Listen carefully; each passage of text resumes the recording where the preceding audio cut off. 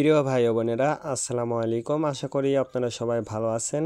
আমি আজকে আপনাদেরকে দেখাবো অনলি 2টা পাতা দিয়ে আপনার দেশি মুরগির কিভাবে আপনারা সুস্থ রাখবেন এবং রোগ প্রতিরোধ ক্ষমতাটা বৃদ্ধি পাবে। মাত্র 2টা গাছের পাতা দিয়ে যদি আপনারা আপনার মুরগিকে চিকিৎসা করতে পারেন, ইনশাল্লাহ আপনার মুরগিগুলো সুস্থ থাকবে।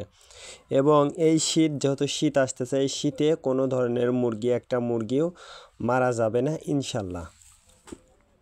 অবশ্যই ভিডিওটা না টেনে শেষ পর্যন্ত দেখতে হবে, তার কারণ যদি আপনি একটু টেনে দেখেন তাহলে কিন্তু অনেক কিছু মিস করে যাবেন। এই জন্য অবশ্যই আপনারা ভিডিওটা না টেনে শেষ পর্যন্ত দেখবেন। শুরুতে আমি যেটা বলবো সেটা হচ্ছে, যেহেতু এখন শীতের আগাম বার্তা এবং শীত কিন্তু অলরেডি চলে আসছে আর কি। এই শীতের মধ্যে কিন্তু আপনার মুরগির বাচ্চা বা মুরগিগুলোকে সুস্থ রাখা কিন্তু খুবই কঠিন হয়ে যাবে। তার কারণ মুরগির যদি অ্যামোনিয়া যদি কম থাকে, অর্থাৎ বডি ওয়েটটা যদি খারাপ হয়ে থাকে বা অসুস্থ মুরগি হয়ে থাকে বা রোগ প্রতিরোধ ক্ষমতাটা কম, তাহলে কিন্তু আপনার মুরগিগুলো কিন্তু মারা যেতে পারে বলতে মারা যাবে, এটা 100%। তার কারণ আপনার মুরগির যদি অসুস্থ মুরগি যদি একবার আবার পুনরায় অসুস্থ হয়ে যায়, তাহলে কিন্তু সেই মুরগিগুলো কিন্তু বাঁচানো খুবই টাফ হয়ে যাবে। এই ক্ষেত্রে আপনাদের অবশ্যই আপনার মুরগিগুলো কয়েকটা কাজ করতে হবে। সেটা হচ্ছে, প্রথমে হচ্ছে আপনার মুরগির বাচ্চাগুলোকে অবশ্যই পর্যাপ্ত পরিমাণ পুষ্টিকর খাবার দিতে হবে। যদি বাচ্চার ক্ষেত্রে আমি বলবো যে আপনারা অবশ্যই যাদের ছোট বাচ্চা আছে বা 2 মাস বা 1 মাস বয়সের যে সকল মুরগির বাচ্চা আছে, অবশ্যই সেই সকল মুরগির বাচ্চাগুলোকে অবশ্যই আপনারা ব্রয়লার মুরগির ফিডটা দিবেন। আর যখন হচ্ছে গম খাওয়া শিখবে বা আপনারা চাউল খাওয়া শিখবে, অবশ্যই বাচ্চারা 1 সপ্তাহ পর থেকে চাউল বা খুদটা খায়। ওইটা খাওয়ানোর পরে অবশ্যই আপনারা, তার চেয়ে ভালো হয় যদি আপনারা ব্রয়লার মুরগির ফিডটা দিতে পারেন, তাহলে কিন্তু আপনার বাচ্চাগুলো একটা বাচ্চাও পুষ্টিহীনতায় ভুগবে না। তার কারণ বাচ্চাকাল থেকে যদি আপনার বাচ্চাটা যদি ভালো হয়ে থাকে, তাহলে কিন্তু মুরগিটা বড় হইলেও দেখবেন সেই মুরগিটা কিন্তু ওয়েটটা ঠিক থাকবে এবং রোগবালাই কিন্তু কম হবে, ইনশাল্লাহ রোগবালাই কম হবে। সেক্ষেত্রে আপনারা অবশ্যই আপনারা মুরগিকে ব্রয়লার মুরগির ফিডটা দিতে পারেন। আর দেখুন, আমার মুরগির আমি যেহেতু ভুট্টার গুঁড়া খাওয়াই, অর্থাৎ ভুট্টার গুঁড়াটা আমি ভেঙে সকালবেলা হচ্ছে যে ঔষধ, অর্থাৎ আমি যে 2টা গাছের পাতা দিয়ে যে ওষুধটা আমি তৈরি করেছি বা রেমেডিসটা যেটা আমি তৈরি করেছি, সেটা দিয়েই কিন্তু আমি আমার মুরগির এই বাচ্চা বা এই বড় মুরগিগুলোকে কিন্তু খেতে দিয়েছি। সেই গাছের পাতা এবং নাম এবং কিভাবে আপনি এই পাতার রসটা করবেন সেটাও আমি আপনাদেরকে ভিডিওটা দেখাবো। দেখুন, আমি কিন্তু সব বয়সী, অর্থাৎ আপনার 1 মাস পরে, অর্থাৎ 15 দিনের পরে থেকে যে বাচ্চাগুলো আমার আছে, সবগুলো বাচ্চাগুলোকেই কিন্তু আমি এই 2টা গাছের রস দিয়েই কিন্তু আমি এই সকালবেলা খেতে দিয়েছি।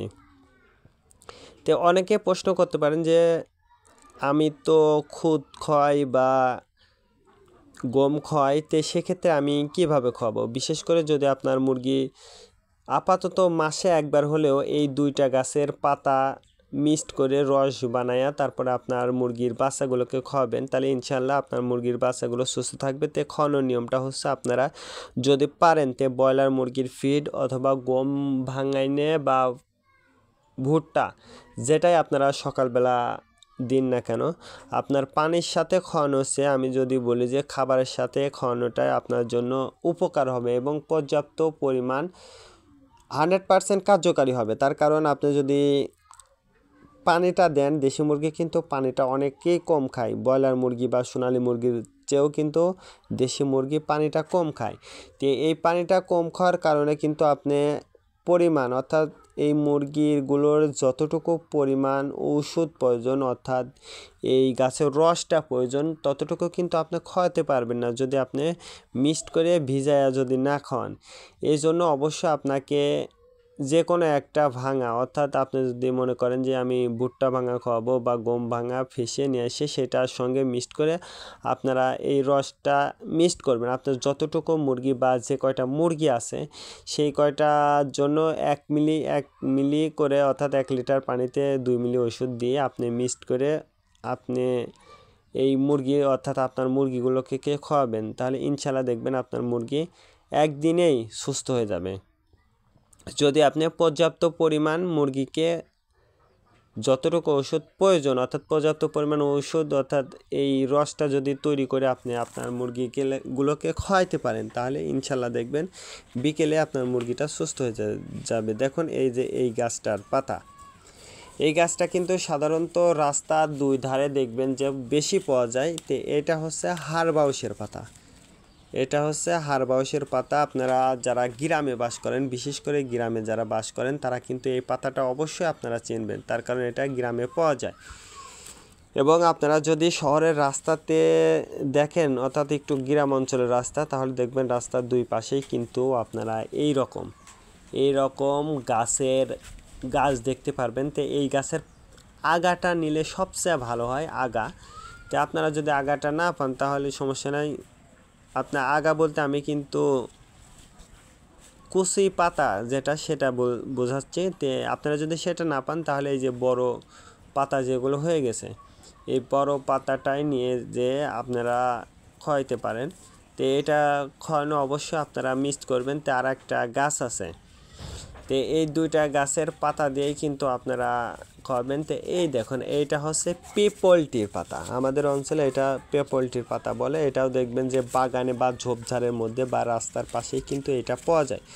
তো আপনারা চাইলে কিন্তু এই পাতাটা আর হাড়বাউসের পাতা, এই 2টা পাতা মিক্সড করে তারপরে আপনি আপনার মুরগিকে রস করে সকালবেলা দিবেন আর রাতে মুরগি যখন ঘরে উঠবে সেই সময় দেবেন। এই 2টা সময় যদি আপনারা সঠিকভাবে আপনার মুরগিগুলোকে যদি এই রসটা তৈরি করে যদি আপনারা দিতে পারেন, তাহলে ইনশাল্লাহ আপনার মুরগিটা সুস্থ হয়ে যাবে, এই শীতে কোনো ধরনের সমস্যাটা হবে না।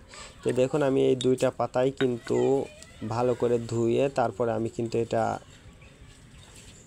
সেটকায়া রসটা বের করে নেব এবং আপনার মুরগি অনুযায়ী যতটুকু প্রয়োজন আপনি কিন্তু ততটুকুই দেবেন, অতিরিক্ত কিন্তু দেবেন না, আবার কমও দেবেন না। এটা অবশ্যই আপনাকে মাথায় রাখতে হবে। তে দেখুন আমার কিন্তু রসটা তৈরি করা হয়ে গেছে। দেখুন আলহামদুলিল্লাহ কত সুন্দর মনে হচ্ছে, নিজেই খেয়ে নিই, তার কারণ সুন্দর দেখা